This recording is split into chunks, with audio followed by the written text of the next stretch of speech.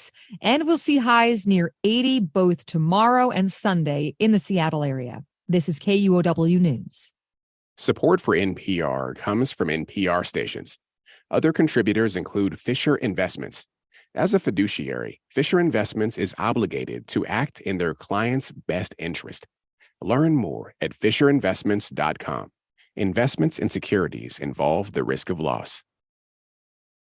Welcome to Friday and welcome to Week in Review. I'm Mike Lewis in for Bill Radke. Joining us today, our Seattle Times health reporter, Elise Takahama. Elise, welcome. Thank you for having me. Seattle Times editorial board member, Claudia Rowe. Thanks for having me. And Insider Investigations correspondent, Katherine Long, who I find myself with on this show frequently. Hey, Mike. Hey, Katherine. Hey, before I go into the first issue, I just wanted to say that this is, in a way, a current and former Seattle Times All-Star team we've got here. I heard you folks talking in the green room earlier, and everyone has like a very close connection to the Seattle Times. That's true. Yeah. Elise and I used to work at the Seattle Times together. I don't think Claudia and I ever overlapped. Don't think so. But now Claudia's on the editorial board there and was a reporter there on the Education Lab team. All right, so let's get into the issues of the day. A family of a trans teen filed a federal lawsuit this week after Washington insurer Mountlake-based Premera Blue Cross denied gender-affirming care. Elise, you wrote the story for the Seattle Times. Can you walk us through what prompted the lawsuit? Yeah, definitely. So I think you summed it up well. There's a 15-year-old in King County who is hoping to get some gender-affirming surgery. Obviously, this person is under 18, and so that's kind of where some of these issues pop up. This person has been getting medical care in King County for years now, and as we reported, has been on some hormones for over a year now. And so by all other guidelines that are usually applied, and including medical recommendations, this teen should be able to access gender-affirming care and get it covered by insurance. But Premera, who's covering this, is refusing to basically cover this particular surgery because this individual is under 18. So this is where kind of the issue comes up. I mean, again, their providers are hoping to get this appealed, but they're working through this right now. And so at this point, Premera has not responded. Okay, so how consistent are insurers when it comes to gender-affirming care? I mean, is this something that is standard to say, no, we won't before a certain age, or is this something unusual with Premera? That's a really good question. It does depend. For those under 18, it is not uncommon for certain procedures to be denied by insurers. But at the same time, in Washington, demand is really increasing. A lot more teens and folks under 18 are searching for this type of care. So we've heard from some Seattle providers, at least, that they're seeing these insurance battles pop up more and more. It's not necessarily uncommon. And so I think that we're probably going to see more, cases like this in the future and moving forward. It's just one of these, I think these conversations that insurers and medical providers are still struggling with. Well, and let me ask this sort of to the group to a degree. This is one of those issues. It's become a flashpoint nationally. Katherine, you were talking about this earlier, that there seems to be there is a concerted effort among more conservative states to limit this sort of care, to limit parents' ability and usability to choose this sort of care. Katherine, when you see this particular thing from Premera in Washington state, are you surprised? Yeah, frankly, I was shocked. I mean, Washington is not one of the 20 states that have banned or restricted gender-affirming care for minors. And what this case says to me is that insurers have been so cowed by this conservative fear-mongering campaign that they are acting independently of such legislative action. As Elise was saying, all of the healthcare guidelines suggest that gender-affirming care, gender-affirming surgery for minors after a considered period of therapy and other hormonal interventions is the best practice for teens who are experiencing gender dysphoria.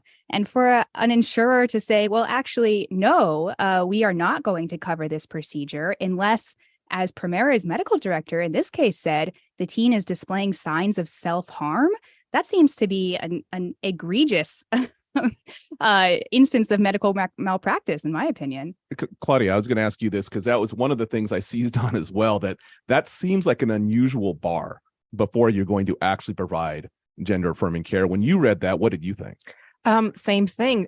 So it implies they want to see the child hurt themselves first before we're going way. to actually do anything, right? And the discrepancy between allowing breast augmentation or reduction surgery for traditionally identifying young people, minors, as far as Elise's story goes, that would be covered, right? But not for gender affirming surgery, which seems that's an excellent point. Well, like a huge hole. I will say that both of those surgeries could be considered gender affirming surgery, right? Like when a teen is receiving a breast augmentation or a breast reduction, I think one of the primary reasons they're doing so is to better conform with stereotypical gender norms. And all these trans teens are asking is to receive the same level of care that other teens are already receiving. And that's definitely something that this family's attorneys are arguing, that, this care exists for cisgender teens as well. And it's not questioned as much. Either the fact that they're under 18 is not questioned. It's not brought up. It's not a requirement. So I think that that's one of the big arguments in this complaint. But yeah, I mean, as you all have said, there's a World Professional, I think, Trans Health Association that, comes out with these updated guidelines. And according to this, which, as Katherine said, is considered best practice, those under 18 are definitely, this care should definitely be offered to them in situations that should not escalate to self-harm or some of these really, extreme measures that are noted in the complaint. So I suspect I know what the answer to this is going to be, but I'm going to ask it anyway. The insurer claimed in your story that clinical evidence was the reason for their refusal of treatment in this particular case. Clinical evidence based on age. I'm assuming that seemed to be the context of it. Did Premera ever provide any of this clinical evidence for this particular? You noted in the story that at the time you wrote the story, but there still has been no sort of point toward, hey, this study or that study as a result of sort of informing the decision by Premera. Yeah, it's interesting. They did not. They declined to share any sort of research or studies that they were referencing in the complaint. In general, in the U.S., the research and the clinical evidence has been, very, very. The majority of research has suggested that gender affirming care for youth is, brings them joy, brings them self-confidence. It leads to all of these, better outcomes in terms of mental health. And lack of access can lead to higher rates of depression and anxiety and self-harm. And so I think that that's something that, psychiatric, pediatric, medical associations in the U.S. are all standing really firm on. And some of the debate comes in with some of these new studies or this new research out of Europe. And the debate is unfolding there. That's definitely true. I think there are doctors and other medical providers who are looking at this and saying, we don't know, the science isn't really there. We think that it's still a bit early to approve this for teens and young people. But again, American doctors are pretty adamant that that's not in keeping with like the American science. Medical Association and whatnot. They've all said probably okay, right? Right. Yeah, I want to jump in here and just say, when I survey the contours of this debate, this discussion, although I don't really see it as a debate. I see it as one side declaring a war on trans people and another side listening to medical evidence. I think one of the issues that I hear raised most frequently is that we're trying to, or by denying this gender affirming care, we're trying to protect kids from making decisions that they're going to later regret. That maybe these kids are being pressured by TikTok or by their peers or by celebrities that they admire to have these life-altering surgeries. And I just want to quash that idea in the bud, right? When we look at the evidence that we have on how many young people regret undergoing gender-affirming surgeries, the number is very small. I mean, it varies from study to study, but it's somewhere between 1% and 10%. And when we look at the percentage of people who regret having knee surgery, for instance, it's a third. it's a third of people, right? I mean, there is a small amount of regret, but it is dwarfed by the amount of regret that people have for undergoing much more common, much more readily available, and certainly nearly always covered by insurance surgeries. And also dwarfed by rates of, quote unquote, success and feelings of improved mental health. Yeah. When you were writing the story, did you get the sense from the lawyer certainly involved, or I don't know if you spoke to any other legal experts, that this is one of those cases that could be a big one in terms of actually requiring insurance companies? Is that the effort here to not just to win this, but to set a larger precedent? That's a really good question. I think that they are, definitely cautious about where they are saying that they're going with this, but they filed it as class action complaint. So the idea there is that there are other patients out there who are being affected by Premera's policies and who might want to join in for similar reasons. Wow. All right. So so we'll be following that one as it moves along through the court system. Switching topics quickly to the apparent random shooting death this year of a pregnant woman in Belltown wasn't the only crime committed with the 9mm Smith & Wesson handgun that fired the fatal shot. The weapon was also involved in a Tacoma drive-by shooting in 2021. This is from data from a national crime database. This was first reported in the Seattle Times. The crime lab report that the stolen, illegal, and unregistered guns move through the region on the black market pretty rapidly. Seattle Police Chief Adrian Diaz told the Times that 1/3 of the handguns the police department recovers have been reported stolen. Claudia, would you read a story like this? And given how much of your reporting through the years has intersected with crime and often violent crime, what do you think a city or state can do that actually will survive constitutional muster to limit the spread of stolen guns? See, Washington State actually passed an initiative requiring safe storage in 2018. This is a voter initiative requiring safe storage. However, jurisdictions have not been particularly aggressive about enforcing it. I know of only one case in Snohomish County where a mom was charged, I believe under this statute, for failing to secure her weapon after her child got it and used it to kill himself. So that's a pretty extreme and awful example. I mean, you can imagine this bereaved mom now slapped with criminal charges. However, in other cases where a teenager has stolen a gun, and then used that gun in the case of, for instance, a murder that I wrote about. This was a crime that happened in April 2020. A 13-year-old stole his girlfriend's mom's pistol. He might have been thinking of using it on himself, but in fact, he turned it on a man he didn't know. He had never spoken to, a 35-year-old guy just who happened to be walking by. That was a stolen gun. That woman the woman he stole it from, I believe, did not report it, and she was not charged for leaving this accessible to a young person. So from what I can see, Washington has not been terribly rigorous in enforcing what seems like at least one measure that might make a little bit of a dent in terms of enforcing existing law. Enforcing existing law as a deterrent. Right. As a deterrent to this. Yeah, Claudia, I'm so glad you brought that up because this is one of my primary questions about this. How would anybody go about enforcing this law unless they were already in somebody's home on some other pretext? It seems like the only way that we might know or hear about a gun being poorly secured or illegally secured is after that gun has been used to commit a crime. Is that right, or is there another way? I think you're exactly right.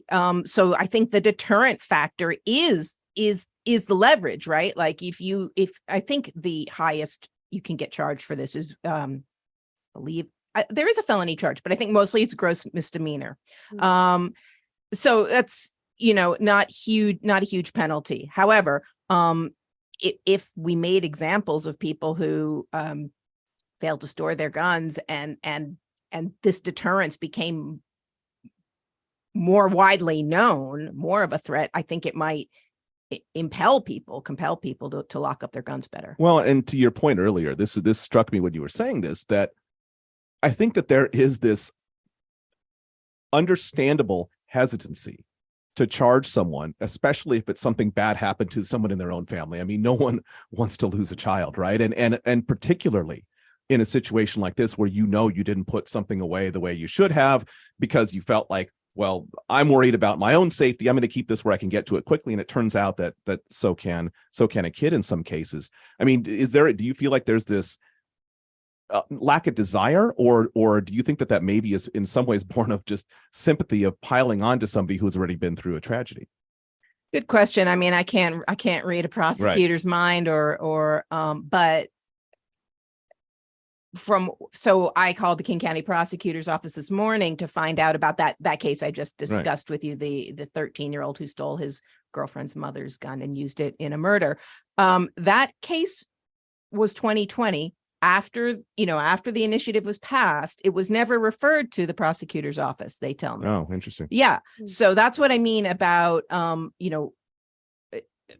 were the police reluctant to pile on? I can't really, read any police officer's mind either, but they don't always seem reluctant to pile on. Right. I don't think that's it. Who's being charged and for what? That's right. I think there might be other concerns at play, such as not really liking that law to begin with. Right. So, Claudia, I have another question for you. One thing I noticed in the Seattle Times article about this Belltown shooting is the police also seized a drum magazine. Could you describe what that is for us? No, because I am not a firearms expert and I didn't write that story. So I'm just gonna. I could probably give you're you probably a quick, better on that. a quick description on that. It's. I didn't know these were available for handguns. It sort of looks like when you see the old gangster movie and you see a Tommy gun. That's the machine gun with a circular clip. That means that you can store more in a smaller and more compact area. And apparently these are available now. It have been for a while, I'm guessing, because I'm no expert either, for handguns. But it renders a handgun with a 50 round capacity. And some people, and even in law enforcement, have said what we need to worry about is magazine size, the size of these clips, right. Because sometimes people get saved on the reload when someone is using a low capacity weapon, and people have a chance to maybe get away in one of these larger shootings. So I think that's what's being referenced here. And that's also been one of the things that law enforcement has discussed. But they're finding those along with these stolen guns. And so it seems like maybe not such a great situation. We're going to take a quick break right now, and we'll be right back with Week in Review.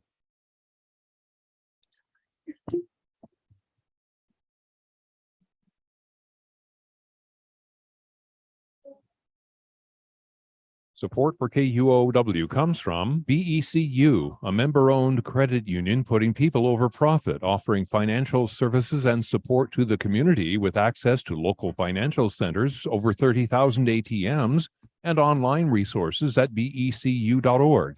Federally insured by NCUA. It's partly sunny and 65 degrees, and you're tuned to 94.9 KUOW. Support for KUOW comes from the Corporation for Public Broadcasting. It's 12:24. Let's get back to Mike and his guests and Week in Review. Welcome back to Week in Review. Joining us again, Seattle Times health reporter Elise Takahama, Seattle Times editorial board member Claudia Rowe, and Business Insider investigations correspondent Katherine Long. Thank you all for joining us. I'm Mike Lewis, filling in for Bill Radke. Wow. So there is one $3 trillion company in the world, and that's Apple. But if the trend holds, it looks like Redmond's Microsoft is going to be joining that exclusive club of two, according to a story by GeekWire editor Taylor Soper. And to explain when we say the most valuable company in the world, we're using one specific figure, something called market capitalization, which means the total value of a company's stock. And fortunately, with us today, we do have a tech expert in Katherine Long. Katherine, is $3 trillion of company valuation worth crowing about? And what's the reason for the recent valuation climb for Microsoft? Oh, I mean, it's certainly worth crowing about. I mean, it's an indicator that people think your company is valuable. And if people think your company is valuable, then it certainly is valuable. What appears to be happening to me is that Microsoft's huge bet on AI, its investment in OpenAI in particular, is paying off incredibly well, and perhaps sooner than the company had anticipated. I mean, Microsoft has already been pushing its developers to integrate generative AI into its products. And it's also asked its employees to use AI regularly when they're doing their jobs. perhaps as a way to normalize the use among his clients. And I think more broadly, I mean, the AI boom seems to be reversing some of the more dire sentiment we saw earlier this year about the tech industry. My colleagues have reported that investor interest in AI-related startups is up after investors sort of pumped the brakes on putting money into the tech startup scene earlier this year. And share prices for other tech giants like Amazon, for instance, that are broadcasting investments in AI have recovered significantly since dipping pretty low at the end of 2022. Amazon has said that it's going to integrate more AI features into its Alexa voice assistant. This is after Amazon laid off a ton of people who worked on Alexa and then immediately began hiring some of those folks back to make Alexa bigger and better. I think from my perspective, one liability I could see here is that maybe this is all a bubble. I've used a lot of, I've played around with generative AI a lot in my job. I'm on a little AI pilot team that my publication Insider is running, trying to see how we can use AI to propel our journalism. But at the moment, its capabilities remain severely limited. Right. It's not worrying you about taking your job? It is not worrying me. I mean, when I play around with AI, I mean, it's cool in a lot of ways in that it's able to pump out a huge volume of words or write me some Excel macros more quickly than I could do myself. But the pitfalls are large and terrifying. I'm thinking about Bloomberg GPT, which is a large language model that's been trained on decades of Bloomberg's financial reporting. This is like probably the top performing financial generative AI tool on the market right now, according to a recent study by its authors. And it is still not 100% accurate in giving you the names of publicly traded CEOs. Wow. So you got to watch out. Yeah. Well, at least I'm asking you a quick question about this. So we definitely do a lot of market capitalization fetishizing almost in business reporting. And I'm wondering, when you see that as a person you're working on, some of these big companies are also health companies, but honestly, when you just as a citizen of this area, when you see Microsoft is pushing to $3 trillion in valuation, what does it make you think? I am a little scared, to be honest.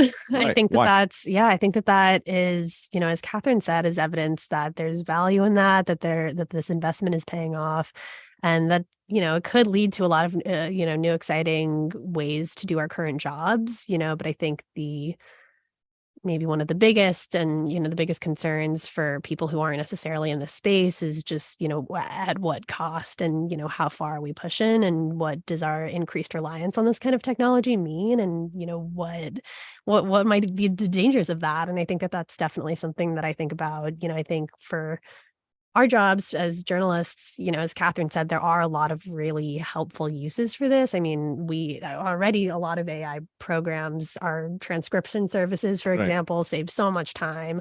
I think a lot of reporters in our newsroom use that too. Otter AI is so popular. And it's pretty remarkable, right? It's remarkable. Yeah. I think Slack also can transcript recordings if you upload the file. But yeah, I think in general, just as a person who doesn't, is not an expert in this field, it makes me a little uneasy still.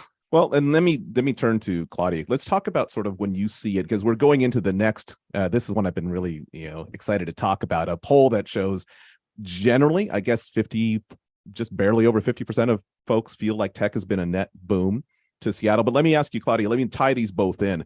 When you see this massive sort of valuation of a company, and you also see the effect of tech on Seattle, do you think that there is a through line between seeing Microsoft being potentially moving into that $3 trillion category as the only other company in the world, along with Apple, getting to that point, and what you look around Seattle and see as far as cost of living and lifestyle, and what is good and maybe not as good about Seattle? I think that and the East Side, I guess, too, since it is a Redmond-based company. So I think that an interesting answer to a question that you didn't exactly pose is actually in Gene Balk's column today, which shows a divide between is tech, it's Amazon, it's pegged to Amazon, but it's really tech is Everything is. right. It's is tech making Seattle a better place to live or not? And I think that's what you're going to, absolutely. right? So long timers in Seattle thought it's making Seattle worse. Obviously, it's making Seattle very, very different, and people are often resistant to change, right?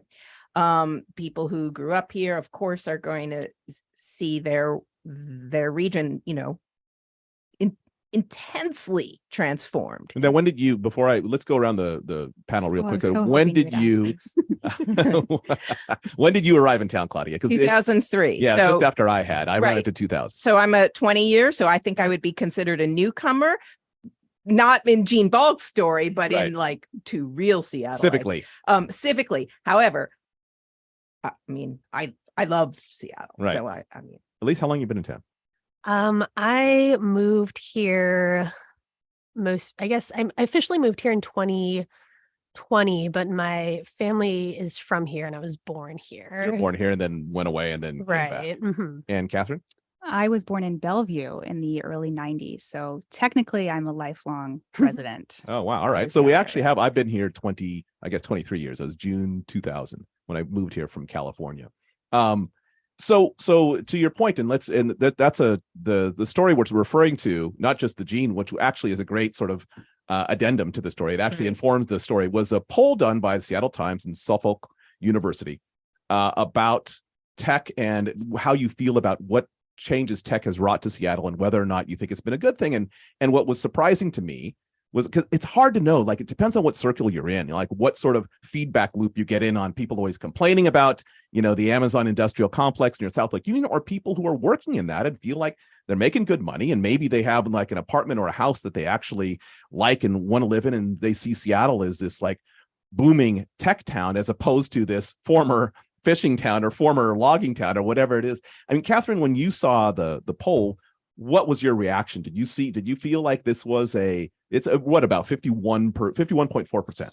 Yeah. Did you feel like that was lower than you would have expected or higher than you would have expected in terms of the positive feeling about tech? Right. Honestly, I thought that was lower. And I'm just going off, I guess, a very unscientific temperature gauge of the folks that I speak to. But, I think in general, I speak to a lot of people who are detractors of Amazon's tech scene. But I think even a lot of those people acknowledge that there have been significant benefits that have been brought to Seattle by Amazon. I mean, it's not like any of us were exactly raring to go to South Lake Union before Amazon redeveloped it. I don't know about you. And I think something else that I've been considering, as somebody who is notably not Amazon's biggest fan. I used to cover Amazon and probably I think it's fair to say quite critically. I think that we place too much blame at Amazon's doorstep for changing the city's culture. I think that, this company has been in our city for more than 2 decades at this point. There have been numerous points along the way where we could have said, hey, something about our city is changing in a way that we don't like, and we are going to reallocate public spending to try to prevent that change or slow that change, or give grants to artists, or make sure that the fun dive bars that we all love in Seattle and give great opportunities to music artists to perform, stay in business. We could have done that as a city, and we chose not to. So I don't think that we can entirely blame Amazon for some of these cultural changes. Well, some of them are like exactly what you said. It's not Amazon, it's Amazon's potentially ripple effect, right? On a city like that. At least when you arrived back in town, if you obviously you were born here, the city changed pretty massively. It was changing rapidly over 2-year periods, much less 10-year periods or longer than that. Do you feel like the city now is something closer to what you'd want a big city to be than it was when you were younger? I truly, I'm not a good person to ask to compare, because I grew up in Southern California. I don't really consider any of my childhood to be in Seattle. But what my family has said generally, they occasionally grumble about all the changes. Right. I still have aunts and uncles and relatives who are in Washington. A lot of them are, moving further out of the city or are in South King County. because I think that that's not just for my family, but I mean, generally prices are getting so rental prices are getting so high, and a lot of people are moving out of the city. I think, that maybe is one of the ripple effects of all these tech workers coming in, Right. and, their salaries are so much higher. Everything else gets more expensive. So I think that that's something that is definitely being felt by people who have been here for generations. Some of my older family members definitely are, grumbling about just the tech worker aspect in general, and all the stereotypes that Are come you with doing that. any grumbling, or you feel pretty good about it? I How would you have, let me just ask, let me ask the entire group here. Why don't we just go ahead and ask you individually the question? The survey question was, has the tech industry improved life in Seattle? Yes or no? What do you think? Elise first. I think no. No? And what and why? I think that I think that what Katherine is saying is definitely true. I think we do blame Amazon too much for a lot of these cultural community changes over decades. I think I'm generally just wary of all the wave of tech change, and how it has changes. That's personally not necessarily where I'm most interested and where I find community. And Right. so I think just for that reason, I'm probably going to be lean more toward wanting something that is more, arts based, or, a little bit more centered within these different community hubs that have maybe been closed down, or Right. fall into some of these high prices. But yeah, I would probably say no. Okay. Well, Claudia, let me ask you, if you were asked this question 20 years ago when you got into town, and you were asked this question yesterday, would you have changed? Would your answer have changed at all? I can't imagine what my answer would have been when I got to town, but I can say that the widening of the income disparity, that is a function of tech, and the Amazon effect, I think is a serious detriment. I think it is a serious problem, and has really changed the character of Seattle, even from when I showed up in 2003. It was a clear change, and even then was sort of, the start of this change, or the end of what came before, maybe. Right. And I that pains me. I mean, it does, and I'm sure it's obnoxious to wax nostalgic from someone who's been here 20 years. I'm sure that's irritating, but but. The change is stark in 20 years, and I don't think it's in a great direction. Katherine, you? I think if you asked me, has the fact that our local political institutions have allowed themselves to be co-opted by tech interests positively or negatively affected the city, I would say definitely negatively. That was what I was going to ask. That's a great point. I think that for far too long, until really very recently, there has been absolutely no discussion of some of these very real negative impacts of importing hundreds of thousands of very highly paid people to this city, and allowing things like this wealth gap to flourish, allowing things like people to be forced out of the city because the prices are too high, allowing displacement of our Black community. I mean, these are all things that are certainly linked to tech, and these are all things that, had people recognized them sooner and been willing to act sooner, we maybe could have done something about before it got to this point. But they didn't. People in city council could have. Right. Exactly. All right. We are going to take a quick break, and we'll be right back with Week in Review.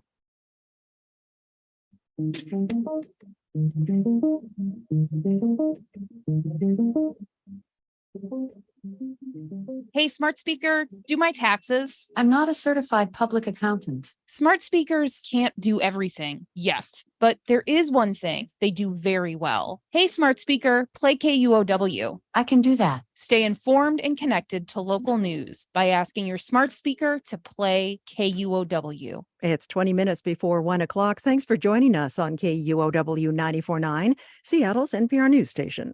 Support for KUOW comes from Archbright, offering virtual and in-person training on supervision, management, communication, and collaboration. Available for individual enrollment or as private team trainings. Details at archbright.com.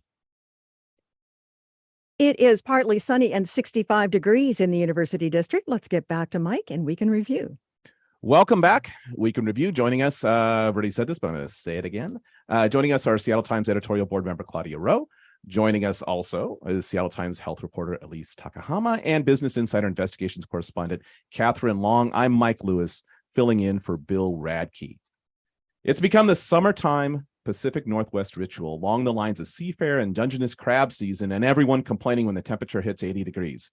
You guessed it. I'm talking about lousy air quality. KUOW's Dyer Oxley and Diana Apong reported this week that Washington's air is unhealthy for everyone in parts of Marysville, Seattle, Tukwila, Auburn, Tacoma. List goes on. According to the State Department of Ecology, sensitive groups should limit their time outdoors in north of Seattle and around Olympia and Bremerton as well, where smoke from wildfire burning near Shelton is clogging up the air. And the problem is, as broadly speaking, is wildfires here and in Canada lack a wind. This is not the rainy season, which is great, but the downside to that is, of course, the air stays a lot with a lot more particulate matter. But there's one big culprit that we don't talk about a lot, and that is fireworks. Now, not meaning to be sort of raining on the parade, but I'm going to ask the panel. I'm going to insist on a direct answer. Let's go straight to the point. Should Washington ban, at this point with the bad air every year, should Washington just go ahead and ban fireworks? Claudia.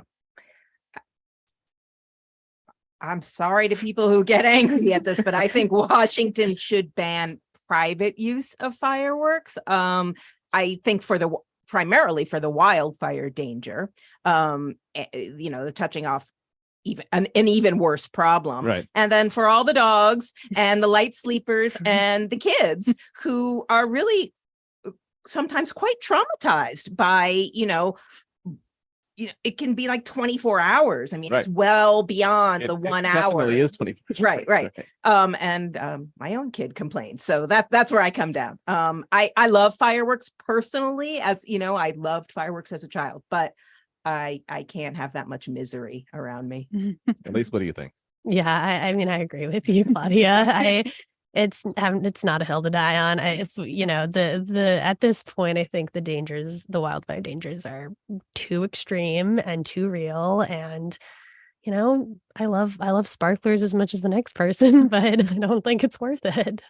All right, Katherine, are we going to get to unanimity here, or are you going to come in the pro fireworks side of things? We're a trio of firework haters seems on this panel.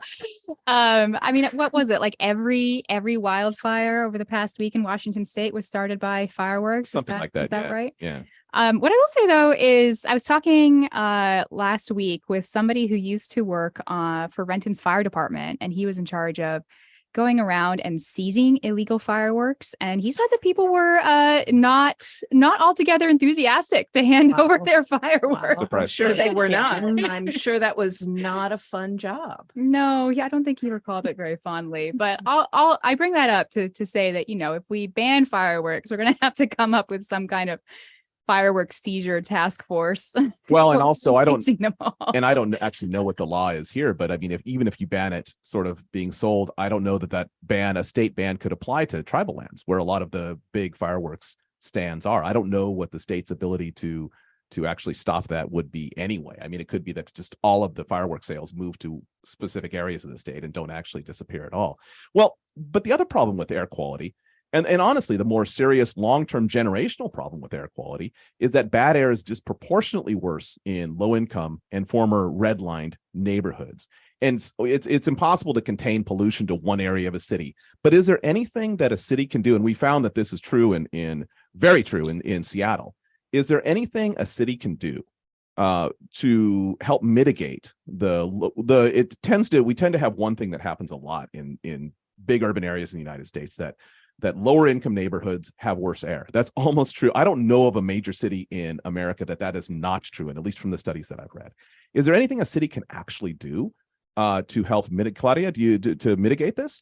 I don't know. I'm interested in, my answer is I don't know, but I'd be very curious to hear how much tree cover does. Well, there's another correlation there, right? With how much tree cover lower income neighborhoods have compared to more expensive neighborhoods. Exactly. I did a little looking into Seattle's parks a couple of weeks ago, and we are incredibly highly rated for our access in every area of the city to large green spaces. So that suggests to me that trees, parkland do not mitigate enough, right? If everybody's close to it, but still lower income areas have much worse air, obviously a nearby park with lots of trees is not doing it. So that's not enough. Absolutely. And Katherine, you had a personal anecdote about this.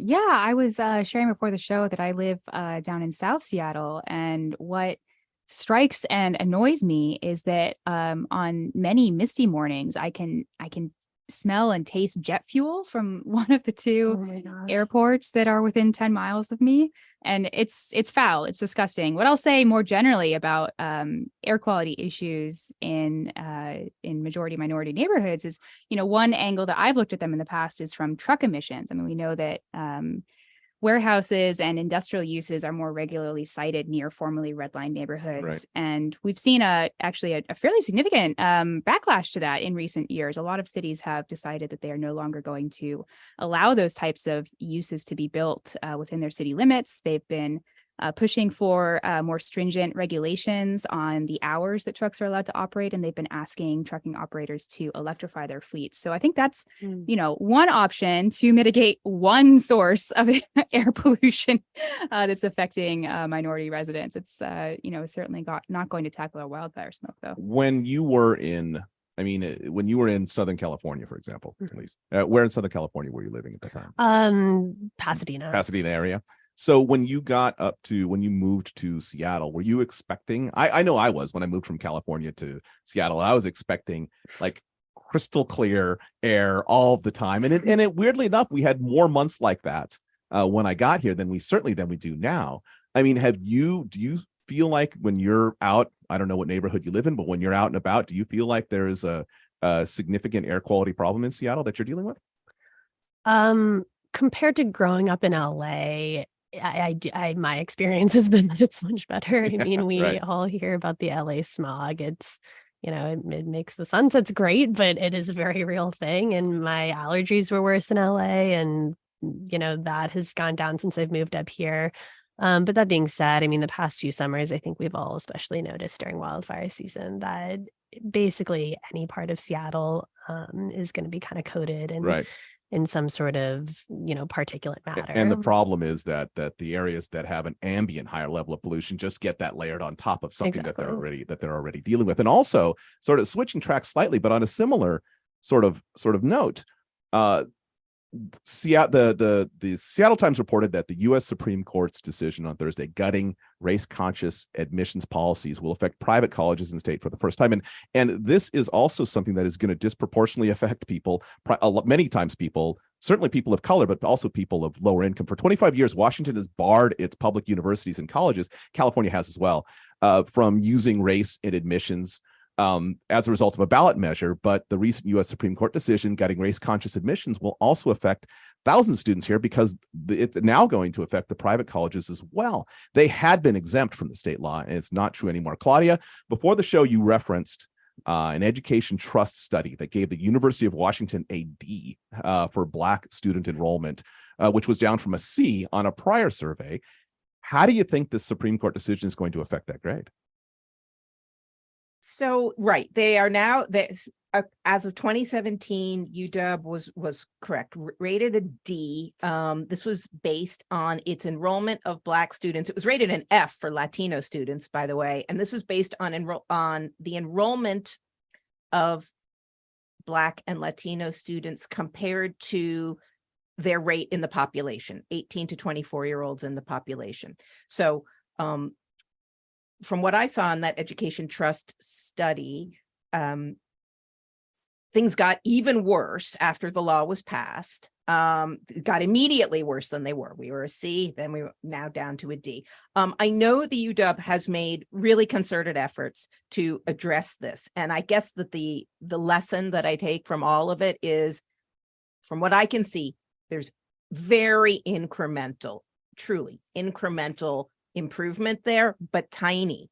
And so to address it, you really have to be intentional. I am very interested in what other states are doing around the so-called adversity index, Right.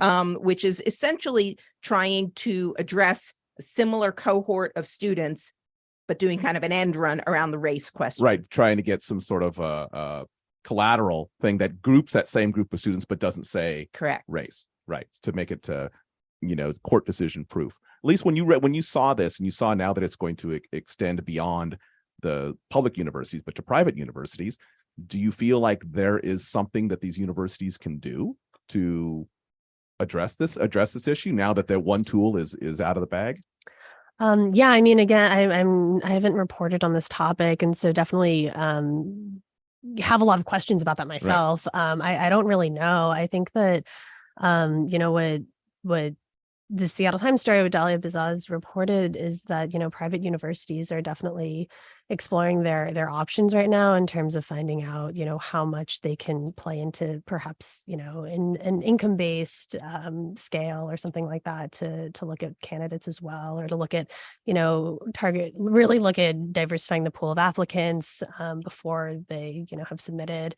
But yeah, I think that's a really good question. I mean, I'm curious to see.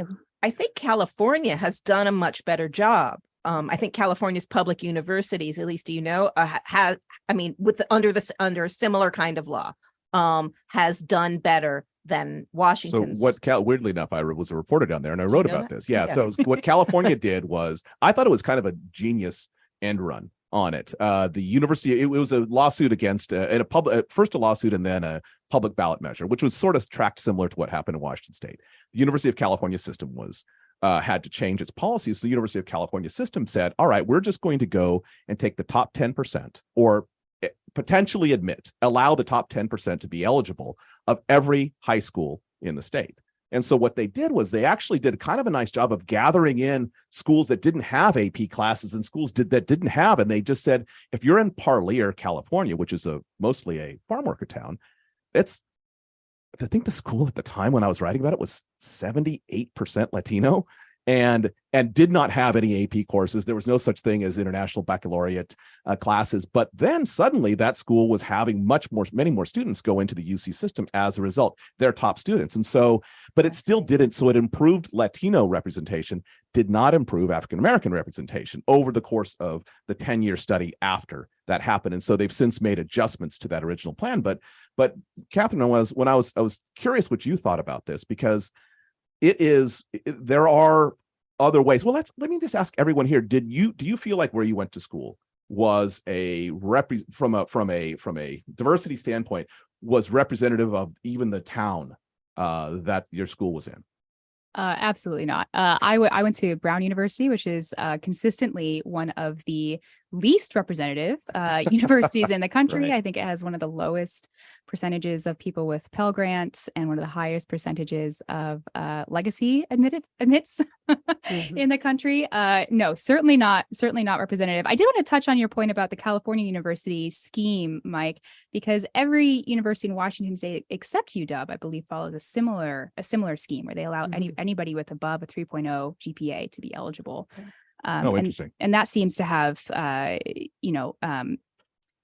mitigated some of the effects of the 1998 ruling that abolished affirmative action in public universities in Washington. And then in terms of what could be done, one suggestion I read from Richard Rothstein in The Atlantic last month, he's sort of the preeminent scholar on redlining, is civil disobedience. He suggested that universities just not follow this rule, which is certainly an option and maybe one that I wonder if some universities are discussing. Well, yeah, except to the extent that you get federal money, I would imagine that there's going to be a little bit of concern about that.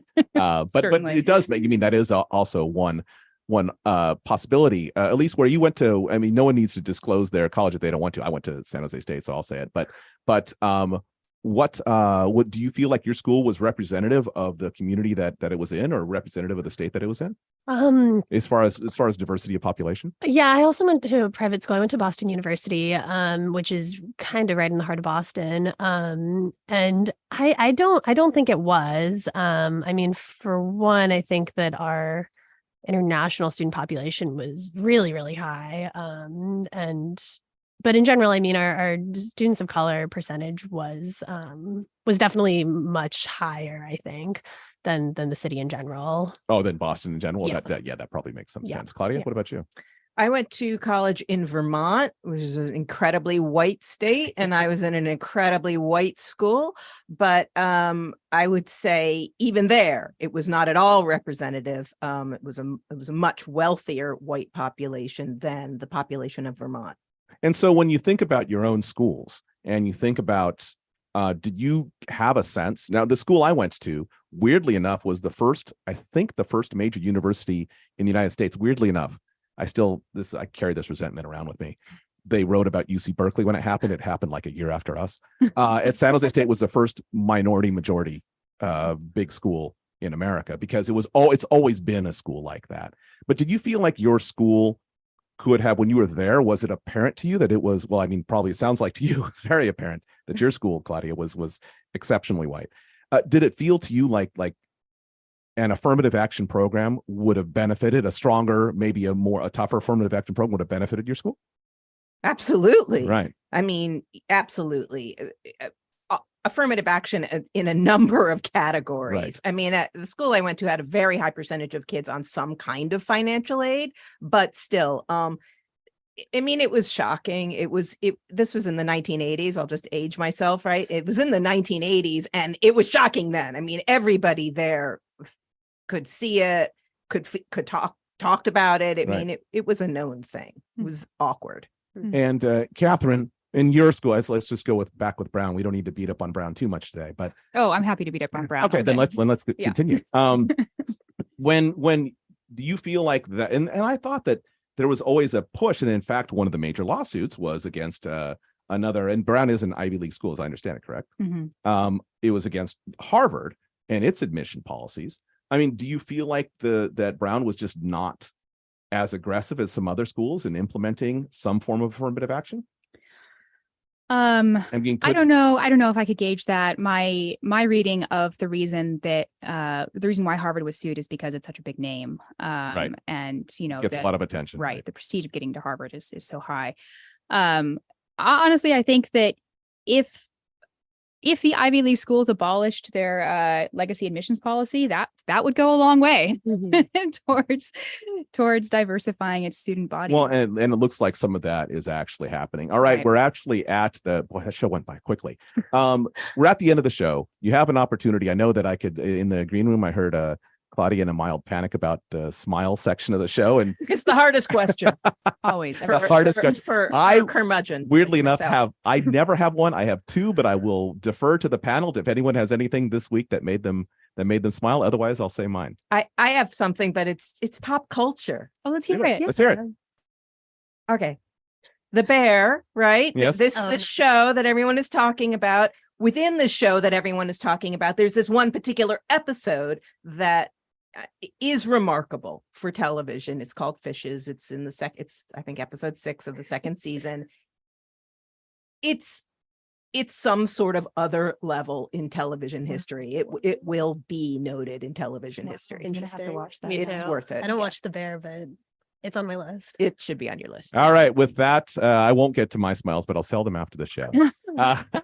We've got to get out of here now. Thanks for joining us on Week in Review, and thanks to Seattle Times health reporter Elise Takahama, Seattle Times editorial board member Claudia Rowe, and Insider Investigations correspondent Katherine Long.